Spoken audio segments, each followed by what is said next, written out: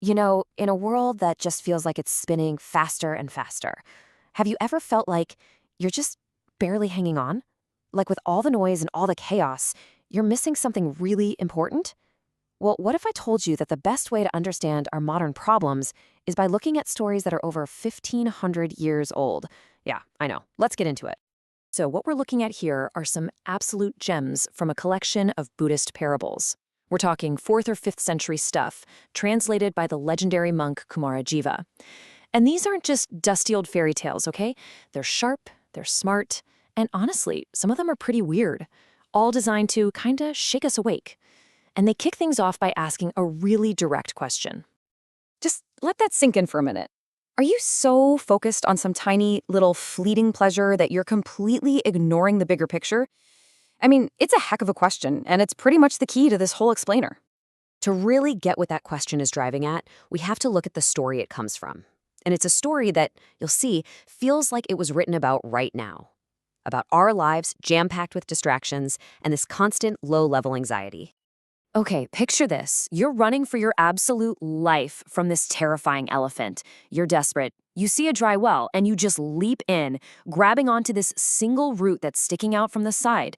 You catch your breath, you look down, and oh no, there's a giant dragon down there, just waiting for you to fall. You look around you, and tucked into the corners are 4 poisonous snakes. And then, as if things couldn't get worse, you look at the root you're holding onto, and 2 mice, one white, one black, are just chewing away at it.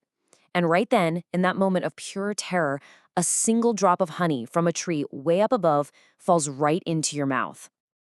And for the taste of that one single drop of honey, the story says the man completely forgets about everything. He forgets the elephant, he forgets the dragon and the snakes, he even forgets the mice that are literally eating away his only lifeline. He gets so lost in that one tiny bit of sweetness, he doesn't even want to get out of the well anymore. And this is where it all clicks into place as this incredible metaphor for life, right? That terrifying elephant chasing us, that's impermanence. The fact that everything changes and nothing lasts. The dragon at the bottom of the well, well, that's death. The 4 snakes are the 4 elements that make up our fragile bodies. The root we're clinging to, that's our lifespan. And those 2 little mice, black and white, yep, that's day and night, just constantly eating away at our time. And the honey, that's all the fleeting little pleasures and desires that we get so obsessed with, they make us forget how precarious our situation really is. So that story makes you wonder, why are we so easily distracted by that drop of honey? Another story suggests it's because we're so attached to the very thing that's in danger, our idea of a solid, permanent self. But what if that self isn't nearly as solid as we think? What if we're all just made of borrowed parts? Now, this next story gets really strange. So, a traveler's taking shelter in an empty house. A ghost shows up, carrying a dead body. Then, a second, even bigger ghost appears and says, "Hey, that's my corpse." They start arguing and decide to ask the traveler to settle it. The poor guy figures he's toast no matter what, so he just tells the truth. The first ghost brought it. Well, the second ghost gets furious and just rips the man's body apart, limb by limb. The first ghost, feeling kind of bad about it, takes the arms and legs from the corpse and uses them to rebuild the man. So the ghosts leave, and the man is left there with this absolutely terrifying thought. He's thinking, my parents gave me my original body, but I just watched it get eaten. This body I have now is made of someone else's flesh. So is he a body or not a body? Is this him, or is he someone else? He just completely loses it, totally disoriented by this question of who he even is anymore. And that's the whole point. It's this wild, dramatic story to illustrate the Buddhist idea of no self. It's saying that our addiction to a fixed, solid identity, this feeling of me, is really just an illusion. And it's that attachment to this illusion that makes the drop of honey so powerful.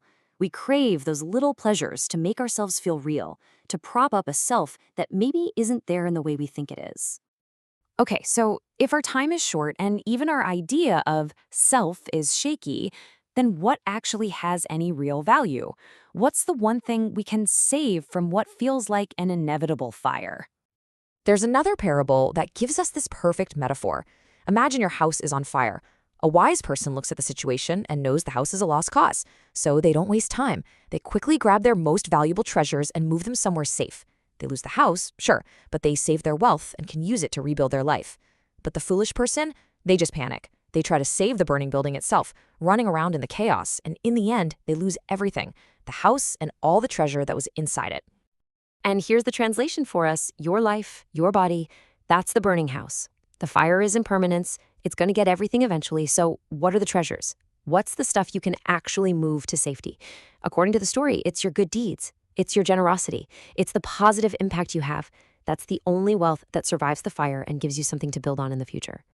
So if good deeds and being generous are the only real treasures, how do we make sure we're investing in them wisely? Turns out it's not as simple as just following a bunch of rules or just giving away all your stuff.